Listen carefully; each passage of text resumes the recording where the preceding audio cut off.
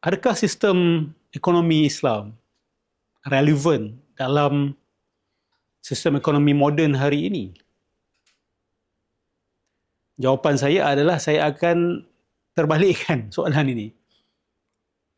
Sebenarnya harus kita tanya adalah, adakah sistem ekonomi moden sekular hari ini relevan untuk hari ini ataupun relevan pada bila-bila masa dalam dunia ni? Saya akan jawab dengan mengatakan bahawa sistem ekonomi tidak bertuhan ni dia tidak relevan dalam mana-mana masa pun. Dan sistem ekonomi Islam inilah yang sebenarnya relevan untuk setiap zaman dan setiap tempat. Kenapa saya katakan begitu? Apakah antara rukun-rukun utama ekonomi Islam? Rukun pertama ekonomi Islam, kalau kita lihat kepada 101-nya lah kan, kita bandingkan dengan Economics 101 hari ini, kita diajarkan bahawa sumber alam ini cukup untuk manusia. Kita tidak diajar tentang idea bahawa resources adalah scarce. Bahawa sumber alam ini sangat terhad dan kehendak dan keinginan manusia pula tidak terhad. Dia memberikan kita gambaran, Economics 101 modern ini memberikan kita gambaran seolah-olah bahawa perlu berlaku persaingan sengit. Perlu berlaku rat race itu. Pijak memijak satu sama lain. Kalah mengalahkan satu sama lain. Kerana apa? Kerana tak cukup. Roti ada 2 pack sahaja, tapi yang perlu makan 30 orang. Maka mereka terpaksa bergelut. Jadi ini telah menetapkan satu falsafah yang sangat gelap. Satu falsafah yang bersifat persaingan sengit. Tidak ada perbincangan tentang kasih sayang, tentang rahmah, tentang unselfishness ataupun tentang selflessness. Tak ada. Yang ada hanyalah competition. Competition. Dan kita lihat benda ini terzahir dalam ekonomi moden hari ini. It's a very cold and crude world. Bila sebut pasal ahli ekonomi, bidang bisnes di Wall Street dan sebagainya, is the coldest space on earth, some people will say. Cold dalam arti kata, susah nak cari warmth. Warmth ni dalam arti kata, kasih sayang, empati, memikirkan orang lain. Tak. It's a place where people will be selfish. Sebab apa? Dasar ekonomi yang tadi tu, falsafah asas tadi tu. Islam ajar terbalik. Wa in ta'uddu ni'matallahi la tuhsuha. Kalau kamu cuba kira nikmat Allah, kamu takkan mampu kira. Dan Allah berjanji bahawa rezeki setiap makhluk itu adalah dalam penguasaan dia, dalam aturan Allah Subhanahu Wa Taala. Yang menjadikan seolah-olah dunia ni tak cukup rezeki sehingga sana miskin sini miskin, bukan salah Allah Subhanahu Wa Taala, tetapi kezaliman yang manusia lakukan kepada satu sama lain. Yang berlaku hoarding.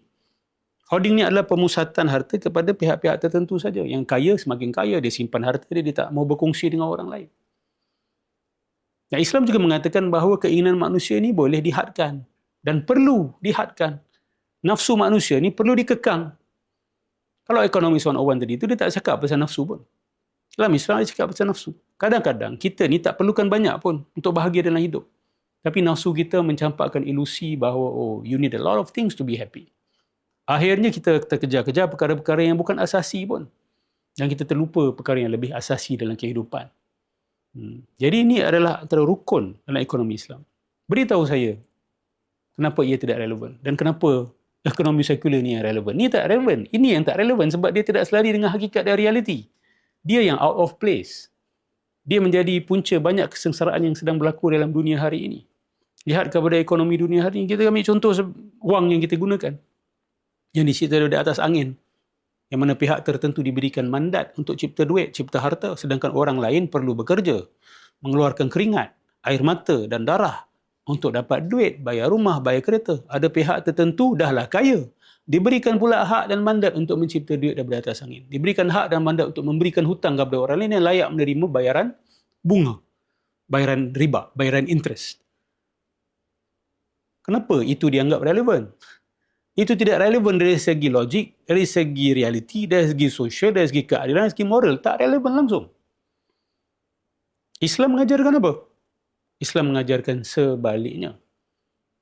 Wang mestilah sesuatu yang ada nilai secara intrinsik, secara dhati.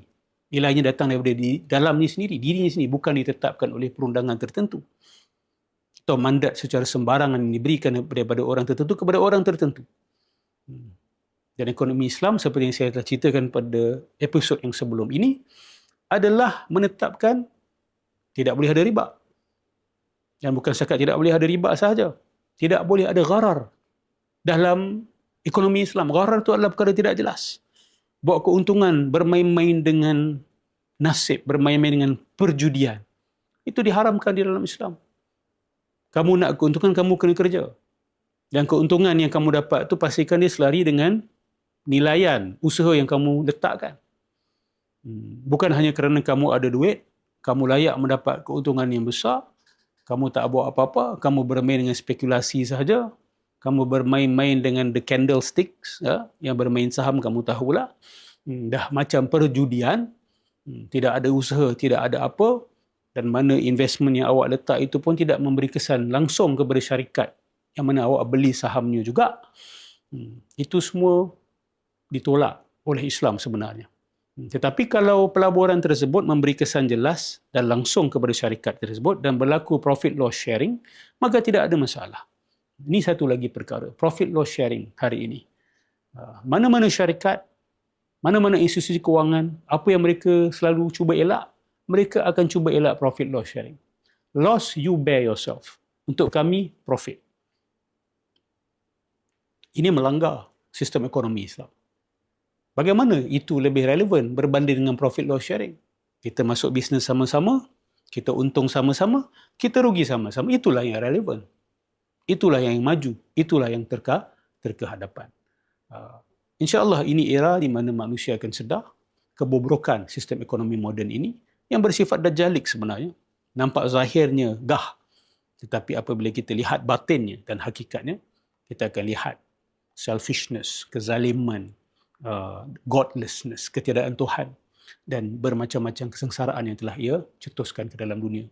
Bila kita lihat kepada sistem Islam, nampak macam zahirnya susah. Nampak macam nak kaya tu secara zahir tu macam susah. Tetapi kekayaan yang dibawa oleh ekonomi Islam tu lebih sustainable, lebih stabil, lebih kekal dan lebih membawa manfaat kepada lebih ramai orang. Wallahu a'lam.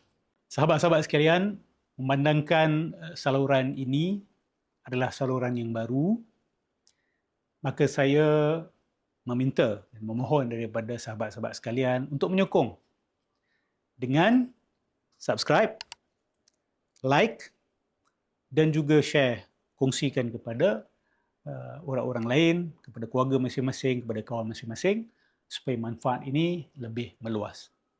Terima kasih.